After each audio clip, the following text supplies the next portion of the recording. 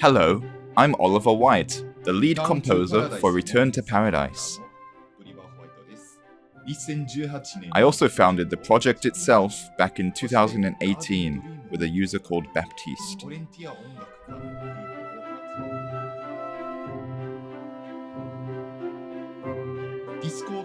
With me, I have the Garden Dream Orchestra, which is an ensemble of volunteer musicians I've assembled to help record the soundtrack. We have a dedicated Discord server, which will be linked below, so that anyone with a decent microphone can come in and contribute to the soundtrack. If you play any of these instruments, feel free to join the server. So far, as of January 2025, Happy New Year everyone, I've written 8 full songs, and the Garden Dream Orchestra is currently in the process of recording many more.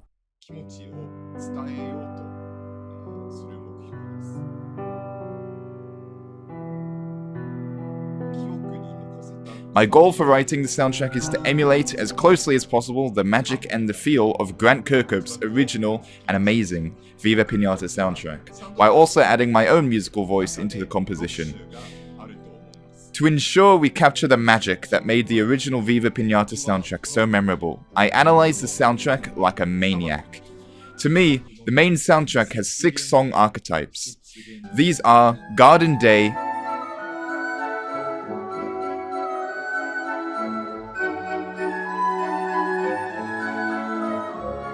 Garden Night,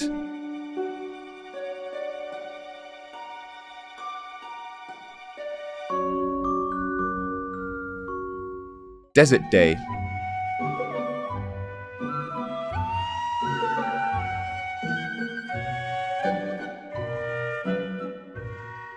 Desert Night,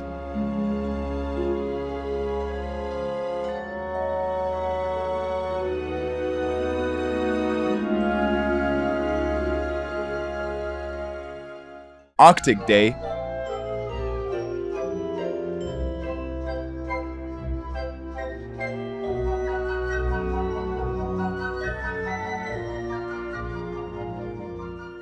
and Arctic Night.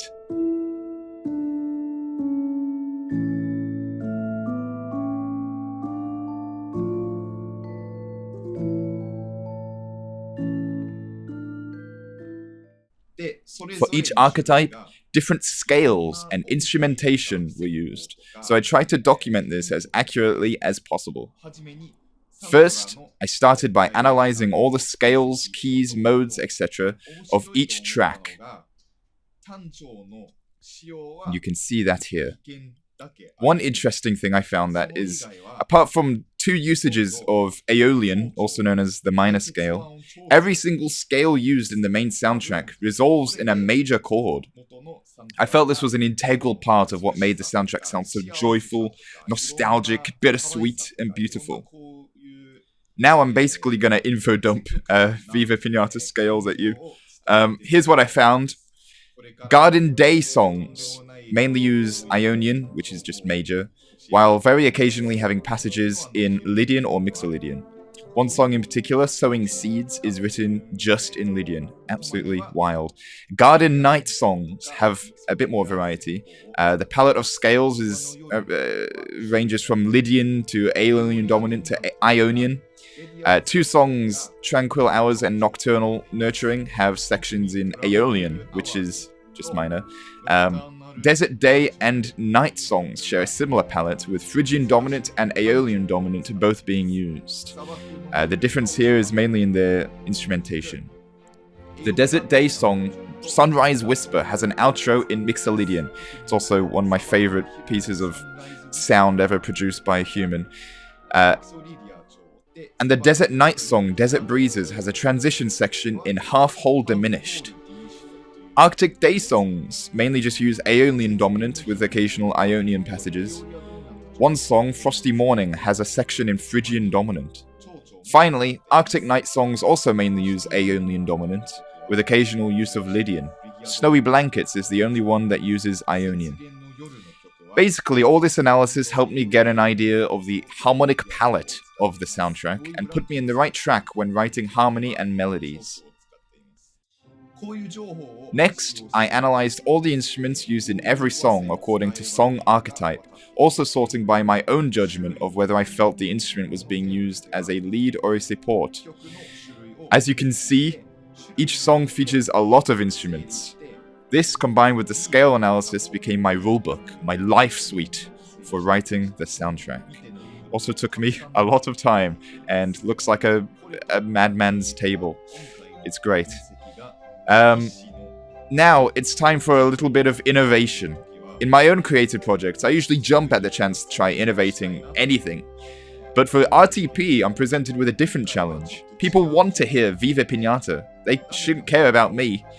So if I'm to innovate with this soundtrack, I want to do it in a way that seems congruent with the original artistic vision of Grant Kirkhope. Although I really doubt he thought this hard about any of this. He's a genius and he doesn't even know it. This brings me to the new Dawn and Dusk solo tracks that we're going to use for Return to Paradise.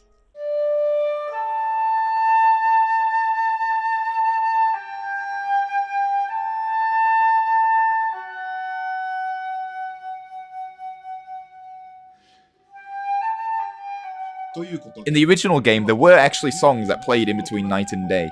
These were all rearrangements of Garden Day songs, just time flies and taking shape if you're curious. They were played either on a flute or a clarinet.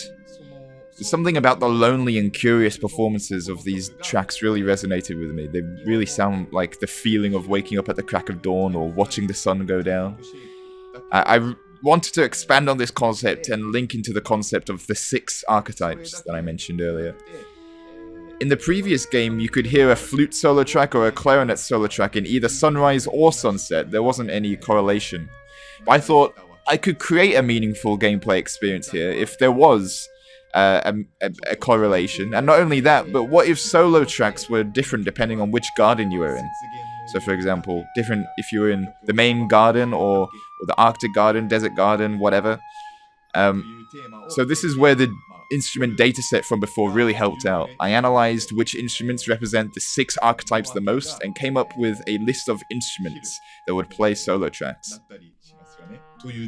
On top of this, I thought it would be a good idea to have these solos be rearrangements of relevant songs in the game. For example, a Garden Dawn solo track would take a melody from a Garden Day track, Dawn and Day, right? An Arctic Dusk solo track would take a melody from an Arctic Night track, sort of like a foreshadowing of what's to come. As I list off these instruments, I'll play audio samples from the original soundtrack to help me illustrate why I chose each instrument for each archetype. Garden Dawn, flute.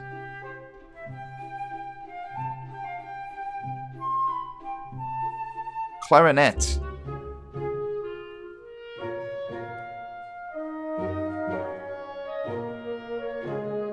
Violin.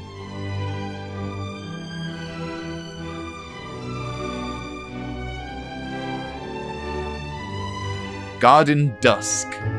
Bass clarinet.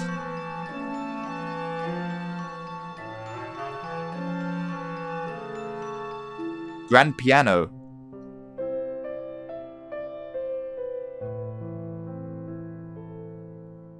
Harp.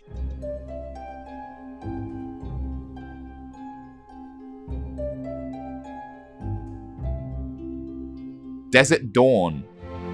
Oboe.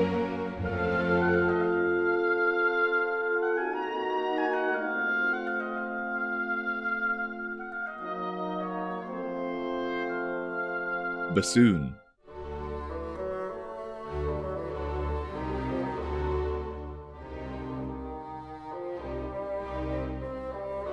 French horn.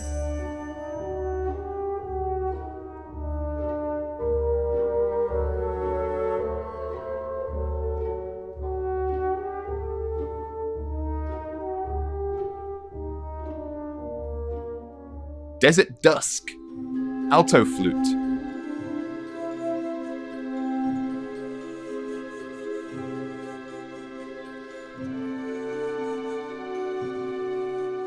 Tenor trombone.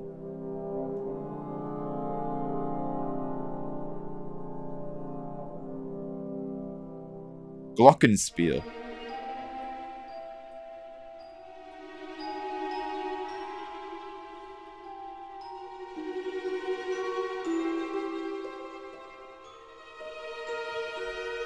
Arctic Dawn.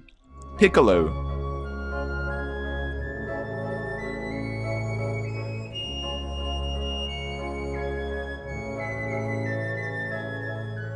Cello.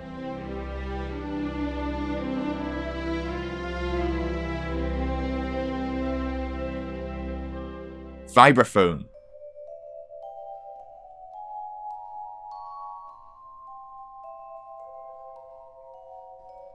Arctic Dusk. Celesta.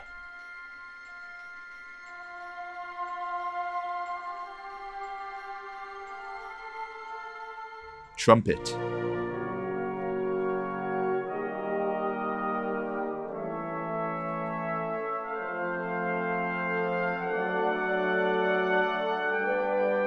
Soprano voice.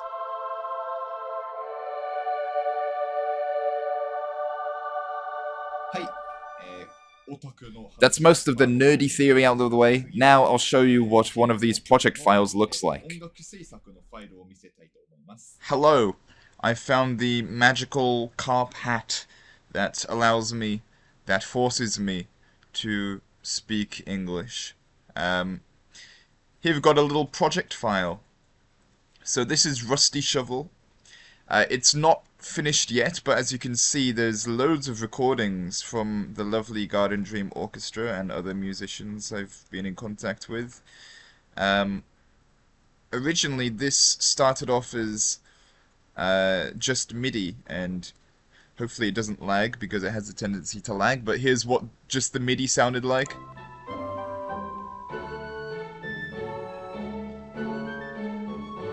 Sounds alright, but it'll always sound better with a good recording of a good performance. Unfortunately, I can't really play much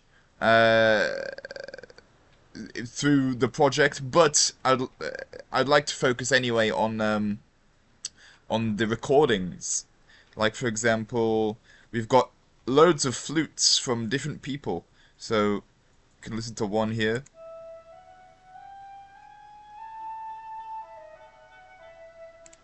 Oh, let's get rid of that oboe. But yeah, that's one person. And then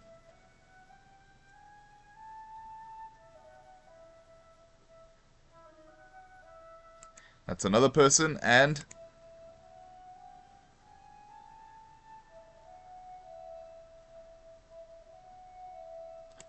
so yeah, you get these three people, and you get this cool flute sound, and obviously you got some staccatos as well. The classic quarter note, except missing the first beat, flute staccatos. It's a great Grand Kirkhope trick. I recommend anyone do this trick. It's one of the best tricks. I use it often for Viva Piñata. But we've also got things like pizzicato. Let's listen to some of the string pizzicatos, like maybe, I don't know, a bunch of this stuff. Let's see what this sounds like. There you go. Let's increase the volume of that.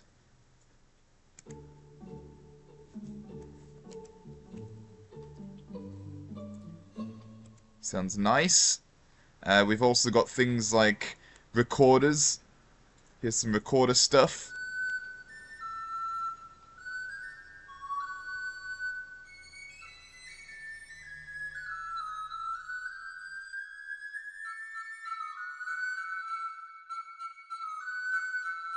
We've also got stuff like clarinets and bassoons.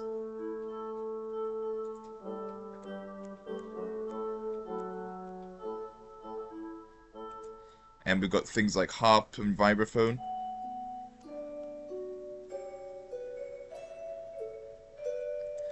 And yeah, basically it's my job to not only write these parts, but to make sure that these people, you know, not everyone has the best microphone and not everyone's the most pro musician, but I think you don't necessarily have to be able to take part. But for example, I mean, you take any instrument, and let's say, I don't know, let's say recorder. Here we go. But if you take away all the effects, bam, bam, bam. So the effects I've actually done is I've got this sort of complicated orchestral reverb, and a bunch of a pretty aggressive equalizer. And here's what it sounds like without any effects.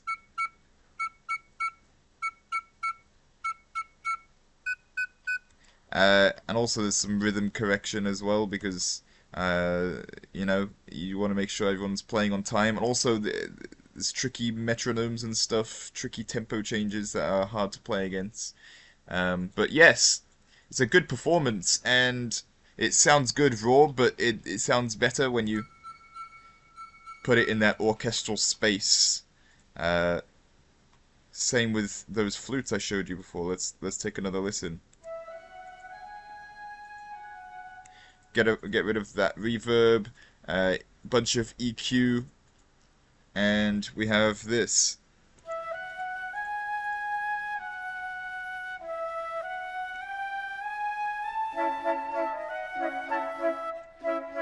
And you put it all back. Now it sounds like it's in an orchestra. Now the truth is, I'm not perfect at this. I'm mainly a composer than a producer, but I'm trying my best. I'm still not fully happy with the production of this song. I'm still learning things. Like, for example, I think the pizzicatos could sound better. But I had a revelation recently that maybe, you know, maybe if you mix them with the fake pizzicatos, which actually sound quite full,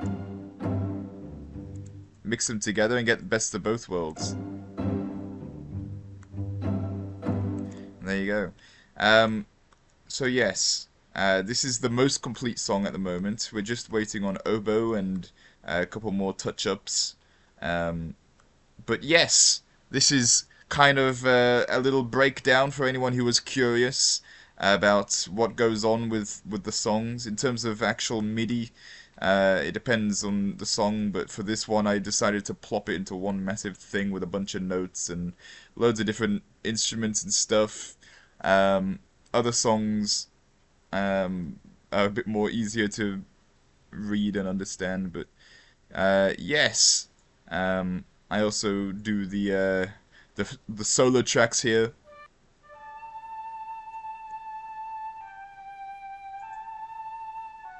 which then of course got turned into a beautiful recording, which I'm sure you heard in the video earlier.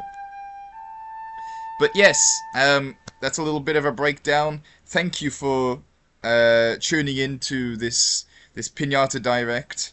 I'm very excited to write more songs, to start finishing them, start releasing them, maybe put them on streaming services for people to listen to while we wait for the rest of the game to be completed. But yes, thank you everyone, and ありがとうございました。